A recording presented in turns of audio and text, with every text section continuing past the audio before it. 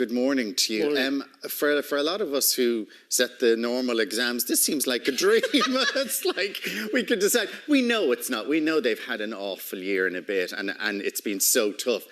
But do you think this is going to be the way forward from now on? In my personal opinion, I would like to see it going this way, where the student has the option of an accredited grade or sit the exam. Because exams and that rote learning doesn't suit everybody. You could put in 2 good years of work and then it doesn't reflect in the exams, where if your teacher acknowledges that 2 years of work and gives you a grade over the 2 years, it really shows that you've worked hard. And for some students, mental health, they mightn't physically be able to go into an exam hall and sit an exam, even though they've done well over the 2 years in school. Is this extra work for the teachers?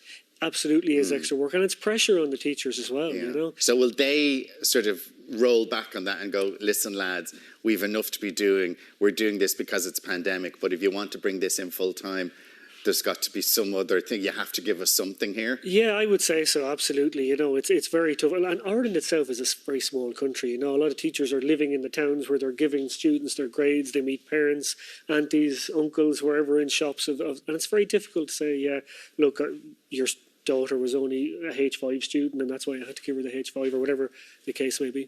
Has there been more pressure on students? I have a niece sitting the Leaving Cert today, and her experience of OB, she nearly always felt under pressure because there was nearly always a test coming at her. So, I mean, have students liked this process of, the calculated grades or accredited grades? So students have liked it, but as you can see, and as you said yourself, there's 91% of students opted to sit an exam, at least one exam. Yeah, is that a surprise to teachers? That's a surprise to me, yeah. And look, you've over 40,000 students are sitting at least 5 exams in the Leaving Cert out of 61,000 But they've nothing to lose, so why not?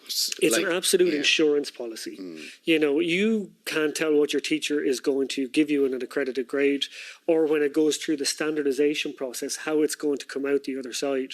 So if you sit the exam as well, at least if you get a H2 in a subject and you sit the exam and you get a H1, you get that grade. And students typically do better out of the written exam, don't they? They'll be marked higher generally.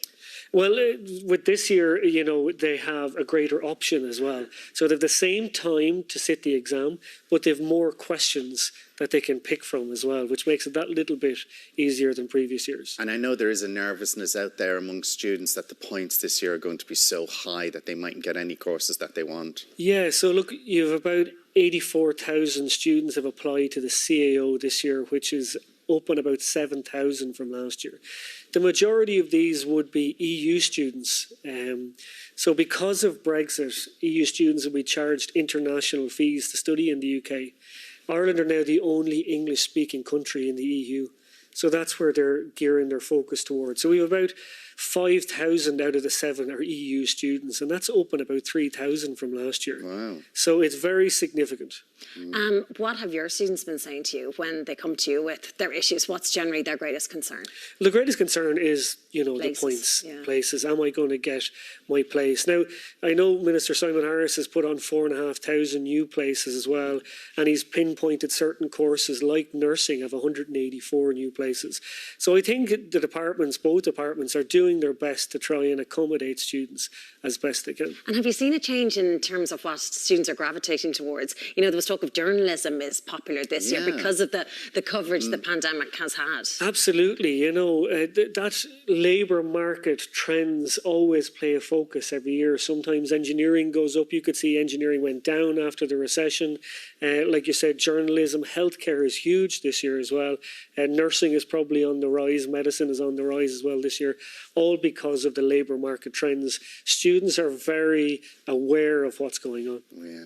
Well, listen, thank you very much for coming in. It's a nervous day for so many. And Emer, thank you so much for joining us this morning.